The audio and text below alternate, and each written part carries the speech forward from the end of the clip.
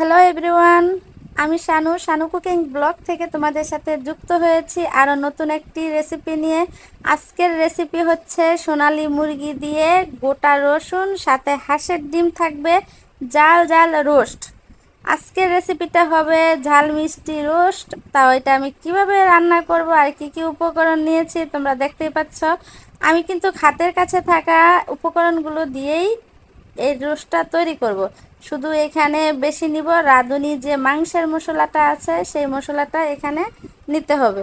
এটা দিলে রোস্টের স্বাদটা কিন্তু অনেকটাই বেড়ে যাবে। তোমাদের আলাদা করে কোনো মশলার প্রয়োজন হবে না। তো এখানে পেঁয়াজ বেরেস্তা এটা আমি নিজের হাতে করেছি। পেঁয়াজটা তেলে ভেজে সামান্য একটু চিনি দিয়ে মেখে রেখেছি। তাহলে চলো রেসিপিটি শুরু করা যাক, আর তোমাদের সাথে শেয়ার করি। ভিডিওটি না টেনে পুরো দেখার অনুরোধ রইল, অনেক কিছু শিখতে পারবা।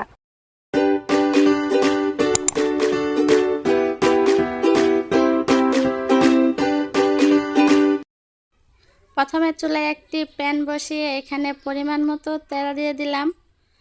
তো আমি কিন্তু এখানে সবগুলো মশলা আমার মাংসের অনুযায়ী দিব, আর পরিবারের সদস্যদের ঝাল আর পছন্দ অনুযায়ী রান্না করব। তোমরা তোমাদের পরিবারের সদস্যদের পছন্দ অনুযায়ী মশলা ব্যবহার করবে। তারপরে কেটে রাখা পেঁয়াজগুলো দিয়ে এখানে দিয়ে দিলাম সামান্য একটু লবণ। লবণটা দেওয়াতে পেঁয়াজগুলো কিন্তু খুব তাড়াতাড়ি সিদ্ধ হয়ে যাবে, এমনকি পেঁয়াজের যে পানিটা আছে সেটাও তাড়াতাড়ি পেঁয়াজ থেকে ছেড়ে দিবে। এতে কিন্তু গ্যাস খুবই কম খরচ হবে। তো পেঁয়াজের মধ্যে লবণ দেওয়ার পর আমি ভালোভাবে মিশিয়ে নিয়েছি। এখন এতে দিয়ে দিচ্ছি যে মশলাগুলো দিয়ে আমি রান্না করব সেই মশলাগুলো। প্রথমে দিয়ে দিলাম দারচিনি, এলাচ, তারপরে দিয়ে দিচ্ছি তেজপাতা, তারপরে দিয়ে দিব 2 টেবিল চামচ আদা রসুন পেস্ট।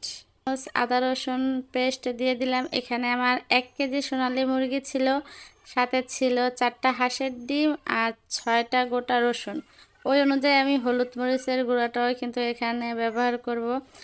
আর এখানে দিয়ে দিলাম 1 টেবিল চামচ হলুদের গুঁড়া, 1 টেবিল চামচ মরিচের গুঁড়া, আর দিয়ে দিচ্ছি রাঁধুনি যে মুরগির মাংসের মশলার প্যাকেট আছে সেটা কিন্তু পুরোটা এখানে দিয়ে দিয়েছি, কারণ সামান্য একটু পানি দিয়ে মশলাগুলো ভালোভাবে কষিয়ে নিচ্ছি। মশলা যত ভালোভাবে কষাবে তরকারির স্বাদ আর ঘ্রাণ দুটোটাই কিন্তু তোমরা ভালো পাবে। মশলা কষানোর মাধ্যমে কিন্তু তরকারির স্বাদ হয়। ধৈর্য ধরে একটু ভালো করে নেড়ে চেড়ে মশলাগুলো কষিয়ে নিতে হবে। মশলা কষানোর পর আমি এখানে কেটে রাখা টমেটোগুলো দিয়ে দিলাম। তোমরা চাইলে এই অবস্থায় টমেটো সসও ব্যবহার করতে পারো। তো আমি টমেটো সস হাতের কাছে ছিল না, সেজন্য টমেটোগুলো দিয়ে ভালো করে একদম সিদ্ধ করে মশলার সাথে মিশিয়ে নিব। দেখতে পাচ্ছ মিশানোর পর এখানে যে বেজে রাখা, আমি কিন্তু প্রথমেই হাঁসের ডিম আর সোনালী মুরগিটা বেজে রেখেছিলাম। তো বেজে রাখা মুরগি আর ডিম একসাথে দিয়ে সামান্য একটু পানি দিয়ে দিলাম, যাতে তলায় না লেগে যায়, আর মশলাটা মাংসের সাথে মিশাতেও কিন্তু সুবিধা হবে। এতে করে সামান্য একটু পানি দেওয়ার কারণে মাংসের সাথে মশলাটা একটু ভালোভাবে মিশে যাবে। একটু সময় নিয়ে আস্তে ধীরে মশলাটা মাংসের সাথে মিশিয়ে নিবে। আর ততক্ষণ পর্যন্ত এটা মিশাবো যতক্ষণ পর্যন্ত যে আমি পানিটা দিয়েছি ওই পানিটা শুকিয়ে না যায়। তো আমি ঢাকনা দিয়ে রেখে দিলাম পানিটা শুকানোর জন্য। এখন ঢাকনা তুলে দেখি, দেখতেই পাচ্ছ পানিটা শুকিয়ে তেলটা কিন্তু বেশি উঠেছে। আমার মাংস কষানো একদমই পারফেক্ট হয়েছে। যখনই বুঝবে যে পানিটা দিয়ে মশলা কষাতে দিয়েছো ওই পানিটা যদি শুকিয়ে তেল উপরে বেশি আসে, তাহলে বুঝে নিবে মশলা কষানো হয়ে গেছে। রান্নাটা একটু ধৈর্য সহকারে মনোযোগ দিয়ে করলে সবার হাতের রান্নাই কিন্তু খুব ভালো লাগে খেতে। তো এখন আমি পরিমাণ মতো পানি দিয়ে দিচ্ছি, যতটুকু পানি দিব ঠিক ততটুকুই পানি দিয়ে দিলাম।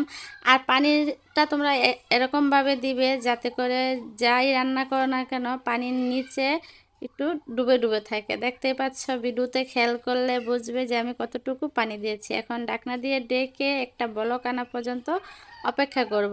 দেখতে পাচ্ছ আমার মাংসটা কিন্তু বলক চলে এসেছে, আর এটা আমি গ্যাসে রান্না করেছিলাম। দেখো কি সুন্দর বলক চলে এসেছে। আমি এটাকে তোমাদেরকে নেড়ে চেড়ে দেখাচ্ছি। মাংসের কালারটা যেমন সুন্দর এসেছে, খেতেও কিন্তু খুব স্বাদ ছিল। এখন দিয়ে দিচ্ছি গোটা রসুনগুলা। তোমরা যদি রসুন না খাও তাহলে রসুন দিতে হবে না, আর যারা রসুনটা পছন্দ করো তারা দিতে পারো। তো আমার ফ্যামিলিতে তো রসুনটা পছন্দ করে, সেজন্য আমি রসুন এখানে দিয়েছি। কারণ রসুনটা শরীর ব্যথা, হাড়ের ব্যথার জন্য কিন্তু মাংসের মধ্যে দিয়ে খেলে খুবই উপকার। রসুনের উপকারিতা তো অনেক আছে, তোমরা জানো। তো সেজন্য আমি রসুনটা মুরগি তরকারিতে দিয়েছি। দেখো আমার মুরগির মাংসের যখন পরিমাণ মতো ঝোলটা শুকিয়ে এসেছে, তখন আমি ঢাকনা খুলে কাঁচামরিচগুলো দিয়ে দিয়েছি। কাঁচামরিচ দেওয়ার কারণ হচ্ছে এখানে কাঁচামরিচের যে গ্রানটা আছে সেটা যাতে আমি পাই, আর কাঁচামরিচে ভিটামিন সি থাকে, সেটাও যাতে তরকারিতে চলে আসে।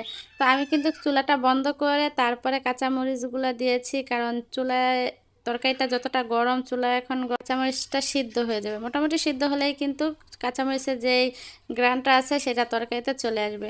তো আমার রান্নাটা তো হয়ে গেছে, রসুনগুলোও সিদ্ধ হয়ে গেছে, মাংসগুলো দেখো কি সুন্দর সিদ্ধ হয়েছে, এবং একটা মাংস এদিক ওদিক হয়নি, আস্তই রয়েছে। তো এই তো আমার রান্না কমপ্লিট। এখন এর মধ্যে দিয়ে দিব জিরার গুঁড়া। তোমরা যারা জিরার গুঁড়া না খাও তারা ধনিয়া গুঁড়া খাও, বা যারা ধনিয়া জিরা দোনোটা খাও তারা এই অবস্থায় জিরা ধনিয়া যেটাই আছে হাতের কাছে ওটা দিয়ে দিতে পারো। গ্রানযুক্ত খাবার কিন্তু ব্রেনের জন্য খুবই ভালো, আর গ্রানযুক্ত খাবার রান্না করে আশপাশের বাড়ির মানুষের কাছে পৌঁছে দেওয়াটা হচ্ছে গিয়ে আরও পাকা রাঁধুনির কাজ। যে আমি রান্না করব, যদি রান্নার গ্রানটা আশপাশে নাই ছড়ায় তাহলে কেমন রান্না করলাম, তাই না? তো তোমরা এরকমভাবে রান্না করে দেখতে পারো। রান্নাটা কিন্তু খুবই সুস্বাদু আর খুবই মজার ছিল। আর তোমাদের সবাইকে অসংখ্য ধন্যবাদ, তোমরা তোমাদের মূল্যবান সময় নিয়ে আমার ভিডিওটা দেখছো। আর যারা লাইক করেছো তাদেরকে অসংখ্য ধন্যবাদ। যারা চ্যানেলটা সাবস্ক্রাইব করে পাশে আছো তাদেরকেও ধন্যবাদ। আর যারা এখনও লাইক করোনি অবশ্যই একটা লাইক করে দিবে। যারা সাবস্ক্রাইব করোনি অবশ্যই চ্যানেলটা সাবস্ক্রাইব করে আমার পাশে থাকবে।